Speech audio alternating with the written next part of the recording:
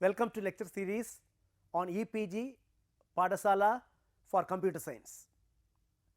In this lecture class, we will be discussing software testing techniques, learning objectives, outline the need for software testing, address how software testing can be used for assessing and improving software quality, explain how test cases can be generated, outline the different testing techniques.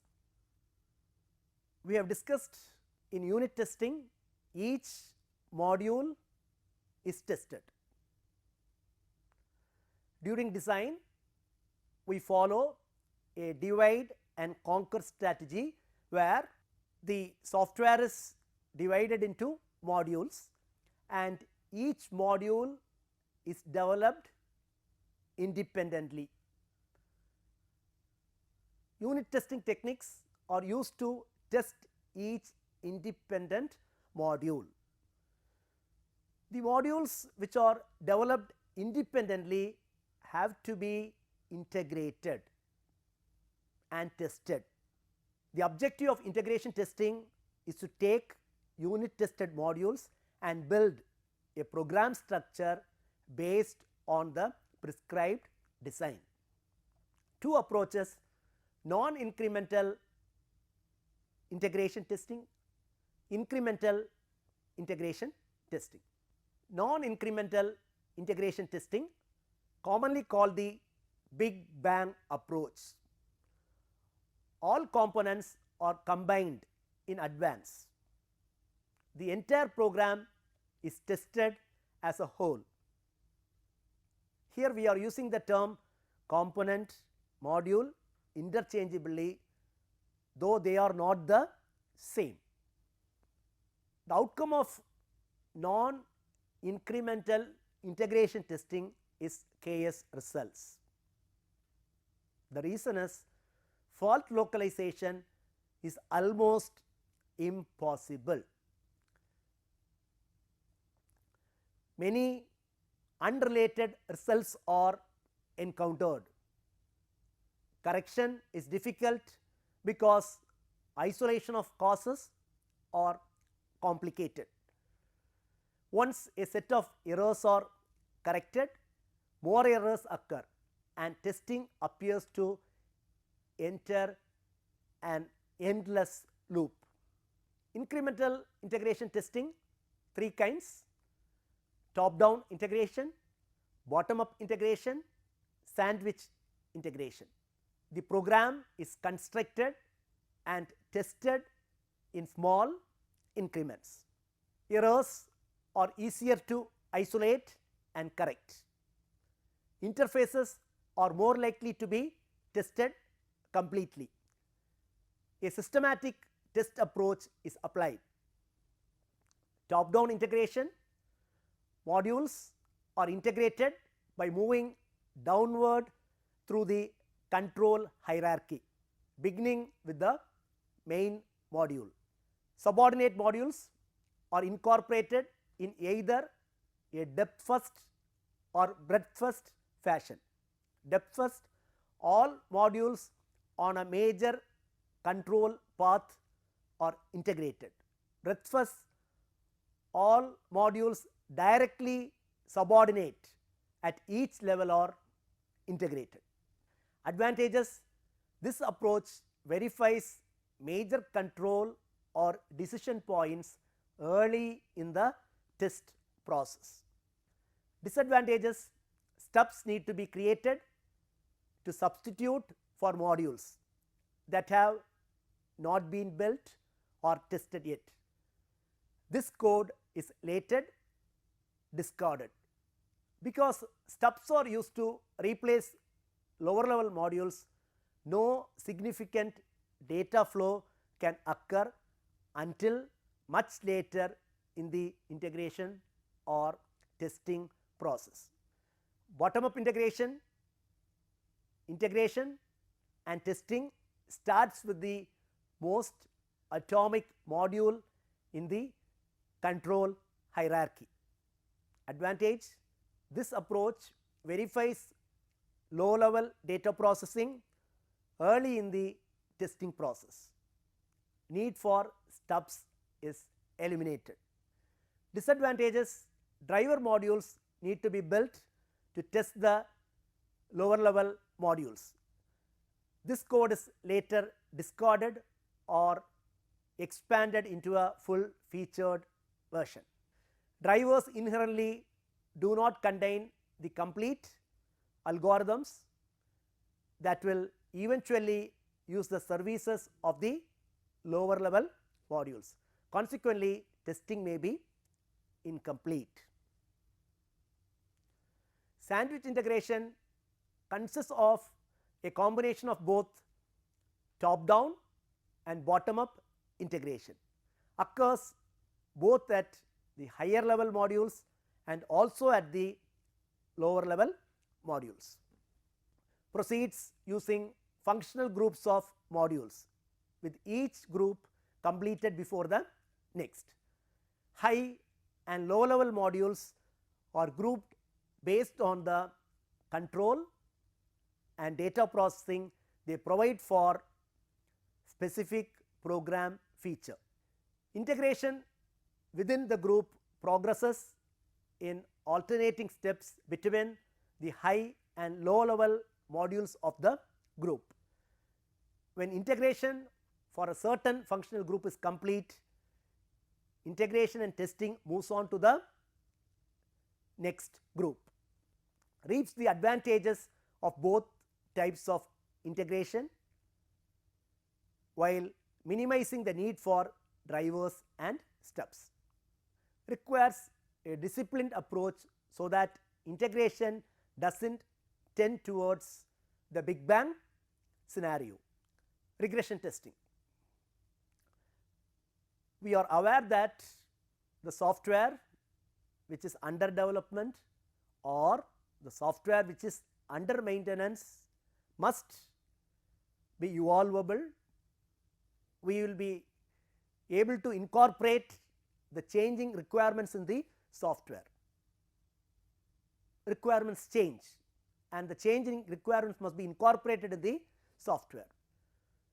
So, when a software is operational or once functionalities have been implemented and testing has been done, if there is a changing requirement, we go for regression testing. Each new addition or change to the baseline software may cause problems with functions that previously worked flawlessly. I will repeat, this is one important point. Each new addition or change to baseline software may cause problems with functions that previously worked flawlessly. Regression testing re-executes a small subset of tests that have already been conducted, ensures that changes have not propagated unintended side effects. If the coupling among modules is high, there may be ripple effects. That is the reason we stress on high cohesion and low coupling. Regression testing helps to ensure that changes do not introduce unintended behavior or additional errors. May be done manually or through the use of automated capture or playback tools. Regression test suite contains 3 different classes of test cases: a representative sample of tests that will exercise all software functions, additional tests that focus on software functions that are likely to be affected by the change, tests that focus on the actual software components that have been changed. Validation testing. Validation testing follows integration testing. The distinction between conventional and object oriented software disappears. Focuses on user visible actions and user recognizable output from the system. demonstrates conformity with requirements, designed to ensure that all functional requirements are satisfied, all behavioral characteristics are achieved, all performance requirements are attained. Documentation is correct, usability and other requirements are met. Example, transportability, compatibility, error recovery, maintainability. After each validation test, the function or performance characteristic conforms to specification and is accepted. A deviation from specification is uncovered and a deficiency list is created.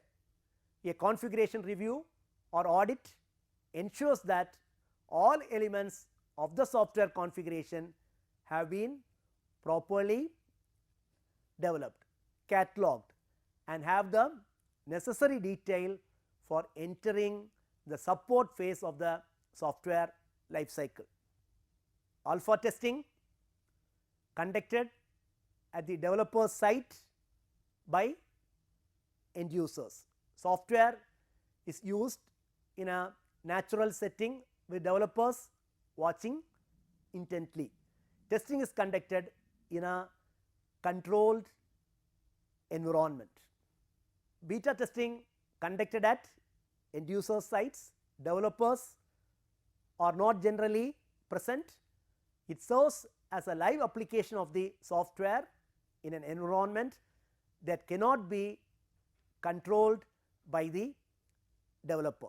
The end user records all problems that are encountered and reports these to the developers at regular intervals. After beta testing is complete, software engineers make software modifications and prepare for release of the software product to the entire customer base. System testing, we have discussed. System testing is concerned with testing software, hardware, servers, database servers, application servers, and communication network, whether they glue properly or not.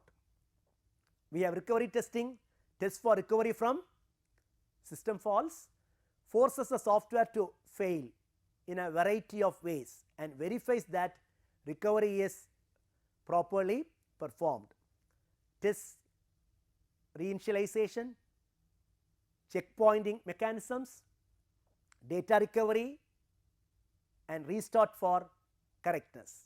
Security testing verifies that protection mechanisms built into a system will in fact protect it from improper access. Stress testing executes a system in a manner that demands resources in abnormal quantity, frequency, or volume. We can state that it is one internal attempt to break the system. Usability testing. Usability is a measure of how easy it is to use something, user friendliness. Usability is the extent to which a product can be used by specific users to achieve goals with effectiveness, efficiency, and satisfaction in a specified context of use. A means for measuring how well people can use some human made object, such as a web page, a computer interface, a document, or a device for its intended purpose.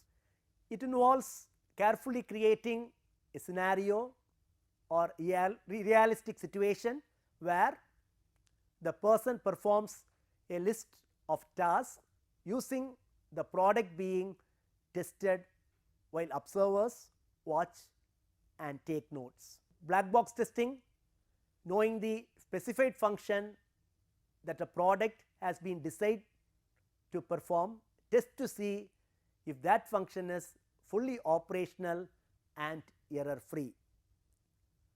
Includes tests that are conducted at the software interface. Black box testing is not concerned with internal logic structure of the software. White box testing, knowing the internal workings of a product, tests that all internal operations are performed according to specifications and all internal components have been exercised. Involves tests that concentrate on close examination of procedural detail. White box testing, logical paths through the software are tested. Test cases exercise specific sets of conditions and loops. One important difference between black box testing and white box testing is black box testing is not concerned with internal logical structure of the software, whereas white box testing is concerned with internal logical structure of the software. That is why we have mentioned involves tests that concentrates on close examination of procedural detail. White box testing is testing where we use the information available from the code of the component to generate tests. This information is usually used to achieve coverage in one way or another. For example, code coverage, path coverage, decision coverage. Debugging will always be white box testing. Is website testing. First, let me tell you what is a website and web portal. A website is a central location of various web pages that are all related and can be accessed by visiting the home page using a browser. A web portal is a customized website that immerses information from a wide array of sources in a consistent and uniformed manner. Website testing is the name given to software testing that focuses on web applications. Complete testing of a web-based system before going live can help address issues before the system is revealed to the public. Functionality testing, usability testing, interface testing, compatibility testing, performance testing, security testing. Functionality testing tests for all links in web pages, database connections, forms used for submitting or getting information from user in web pages. We are aware that a web pages may contain hyperlinks, hypertext. So each hyperlink has to be tested. Usability testing tests for navigation, content checking, other useful information like sitemap. Interface testing check if all the interaction between these servers are executed and errors are handled properly. Check what happens if user interrupts any transaction in between. Check what happens if connection to the web server is reset in between.